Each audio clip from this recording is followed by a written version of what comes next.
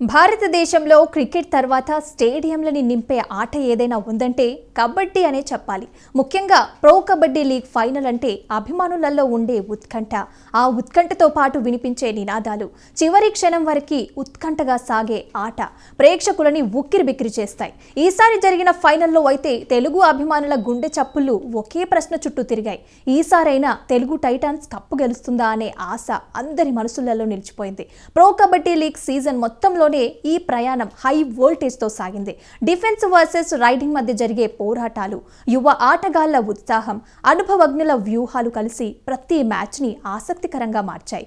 అలాంటి పోటీ వాతావరణంలో అన్ని అంచనాలని దాటి ఫైనల్ కి చేరిన జట్టు తెలుగు టైటాన్స్. ఇది సాధారణ విజయం కాదు, ఒక దీర్ఘ ప్రయాణానికి వచ్చిన ఫలితం. తెలుగు టైటాన్స్ కి ఇది మొదటి ఫైనల్ కాదు, కానీ వారి గతం మాత్రం చాలా భారంగా ఉంది.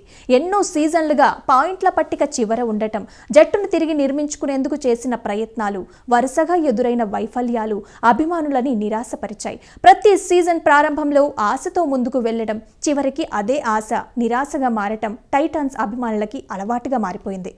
అందుకే ఈ ఫైనల్ కేవలం ఒక మ్యాచ్ మాత్రమే కాదు, ఇది గతానికి ఇచ్చే సమాధానం, ఒక రివెంజ్ లాంటి పోరాటం. ఈ ఫైనల్కి వచ్చేసరికి అందరి చూపు ఒకే ఆటగాడి మీద నిలిచింది.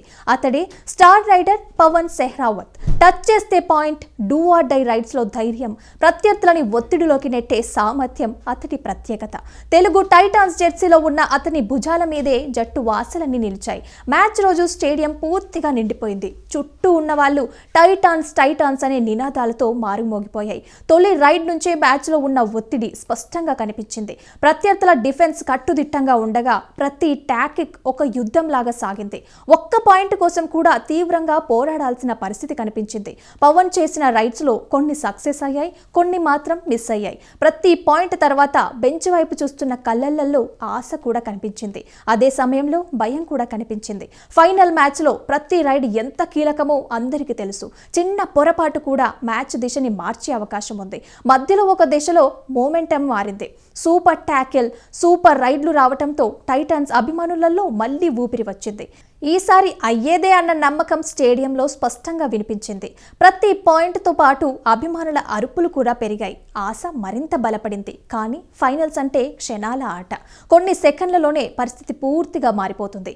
ఒక్క చిన్న తప్పు, ఒక కీలక రైడ్ మిస్ అవ్వటం మ్యాచ్ని చేతుల్లో నుంచి జారిపోయేలాగా చేస్తుంది. అదే ఈ మ్యాచ్లో జరిగింది. చివరి నిమిషాలలో స్కోర్ బోర్డ్ చూస్తే తేడా చాలా తక్కువగా ఉంది.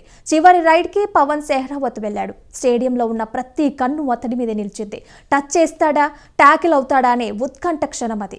ఆ రైడ్ తర్వాత బెంచ్ దగ్గర పవన్ కళ్ళల్లో కనిపించిన కన్నీళ్లు అందరి మనసులని కదిలించాయి. అవి గెలుపు ఆనందానికి వచ్చిన కన్నీళ్ళ, లేక ఓటమి బాధలో జారిన కన్నీళ్ళ అన్నది ఆ క్షణంలో ఎవరికీ అర్థం కాలేదు. ఈ ఫైనల్ ఒక విషయం మాత్రం స్పష్టంగా చెప్పింది. తెలుగు టైటాన్స్ ఇక అండర్ డాగ్ జట్టు కాదు.